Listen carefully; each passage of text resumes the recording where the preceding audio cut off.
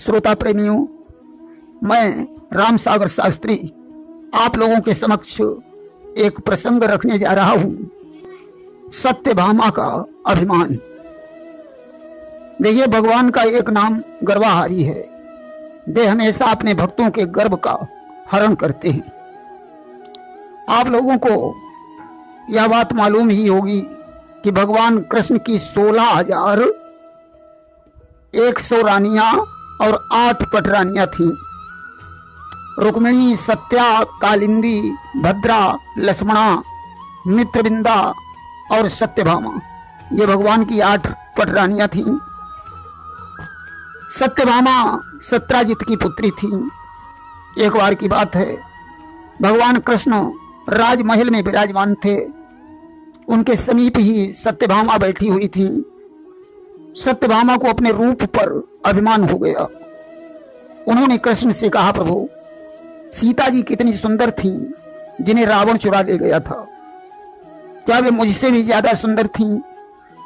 भगवान कृष्ण ने विचार किया, यदि इसका उत्तर हम देंगे तो सत्यभामा नाराज हो जाएगी। उन्होंने कहा, प्रिय, इसका उत्तर पवन पुत्र हनुमान ही दे सकते हैं। भगवान के समीप में गरुण और सुदर्शन चक्र भी मौजूद थे। गरुण को भी अपनी तीव्र गति पर घमंड था।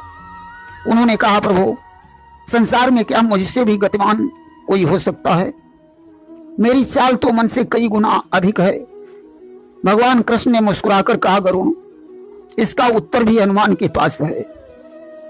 तब तक सुदर्शन चक्र ने कहा, प्रभु, मैं अपनी तीव्र धाराओं से शत्रुओं का सिर काटता हूं, क्या मुझसे भी बड़ा कोई बलवान हो सकता है? भगवान ने कहा, सुदर्शन, इसका उत्तर भी हनुमान दे सकते हैं। चक्र ने कहा, प्रभु, तो हनुमान को बुलाया जाए। भगवान कृष्ण ने सुदर्शन से कहा,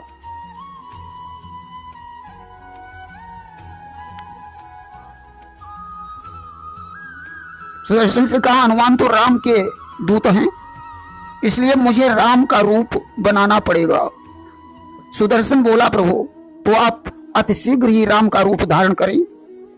आज भगवान कृष्ण ने सत्यभामा को सीता बनाया और स्वयं राम बनकर सिंहासन पर विराजमान हो गए।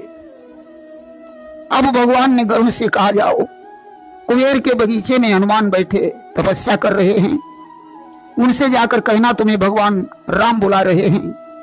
अगर राजी से आए तो ठीक है, वरना उन्हें घसीटते हुए दरबार में ले आना। गरुण ने कहा, प्रभु, जैसी आपकी आज्ञा। आज गरुण कुबेर के बगीचे की तरफ प्रस्थान करते हैं। इधर भगवान ने चक्र से कहा, तुम दरवाजे की पहरेदारी करो, मेरी आज्ञा के बगैर किसी को अंदर मत आने देना।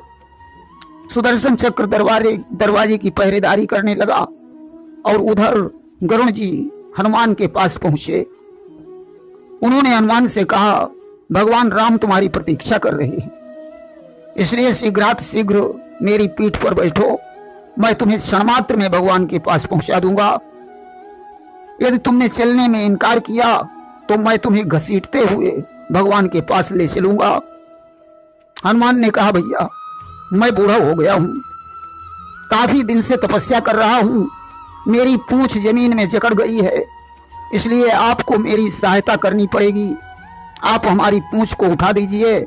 अब तो गरुण जी हनुमान की पूंछ उठाने लगे, सारी ताकत लगा दी, परंतु पूंछ नहीं हिली।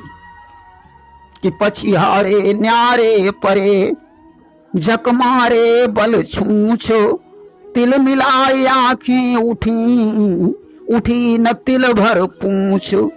हनुमान ने कहा, भैया, क्या पूंछ उठ नहीं रही है? बोले, ना। कहा, ऐसा करो, पूंछ के बीच में अपनी ताकत लगाओ। गरुण जी बीच में ताकत लगाने लगे। हनुमान ने अपनी पूंछ का लपेटा मारा और लपेट कर गरुण को समुद्र में फेंक दिया। रकार का उच्चारण तो कुबेर के बगीचे में किया और मकार का उच्चारण भगवान के दरवाजे पर किया। दरवाजे पर चक्र की पहरेदारी थी। हनुमान जो ही अंदर प्रविष्ट होने लगे, चक्र ने रोक कर कहा, आज प्रभु का आदेश है, कोई अंदर नहीं जा सकता है। हनुमान ने रा का उच्चारण करके चक्र को अपने मुख में रख लिया और मां का उच्चारण करके मुख को बंद कर लिया और भगवान के पास पहुंच गए। भगवान ने पूछा, हनुमंत लाल, क्या तुम्हारी भेंट गरुड़ से नहीं हुई? हनुमान ने सिर हिलाकर उत्तर दिया, हां हुई। भगवान ने पूछा, तुम्हें दरवाजे पर किसी ने नहीं रोका? हनुमान ने सिर हिलाकर उत्तर दिया, हां रोका। तब तक गरुड़ जी भी आ गए। उनका सिर लज्जा से झुका हुआ था। भगवान ने कहा, सुदर्शन चक्र कहाँ है? हनुमान ने मुंह पर उंगली रखकर संकेत किया, सुदर्शन चक्र मेरे मुंह में है। आज हनुमान ने चक्र को बाहर निकाल दिया और बोले, प्रभु मैं आपको तो पहचानता हूं, परंतु आपके पास में जो बैठी है यह दासी कौन है? हनुमान के शब्दों को सुनकर सत्यभामा लज्जित हो गई। उन्हें एहसास हो गया, मैं सीता के समान नहीं हूं, बल्कि सीता के सामने एक दासी के समान लगती हूं। भगवान ने गरुड़ से कहा, कहो गरुड़, कहां गया तुम्हारा अभिमान? गरुड़ ने कहा, प्रभु जब तक मैं आपके पास रहता हूं तभी तक मुझ में बल और गति मौजूद रहती है। चक्र से पूछा, कहो सुदर्शन, कहां गई वे तुम्हारी तीक्ष्ण धारें?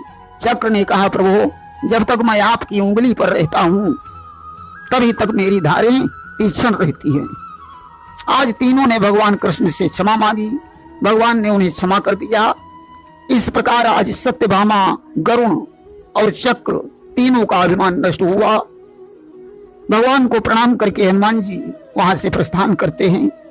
इस तरीके से भगवान अपने भक्तों के गर्व को हमेशा नष्ट करते हैं। आज भगवान ने हनुमान के द्वारा तीनों का घमंड चूर करवाया, क्योंकि हनुमाने हनन करने वाले, मान माने घमंड, घमंड को नष्ट करने वाले को ही हनुमान कहा जाता है। प्रेम से बोलिए वृंदावन बिहारी लाल की जय।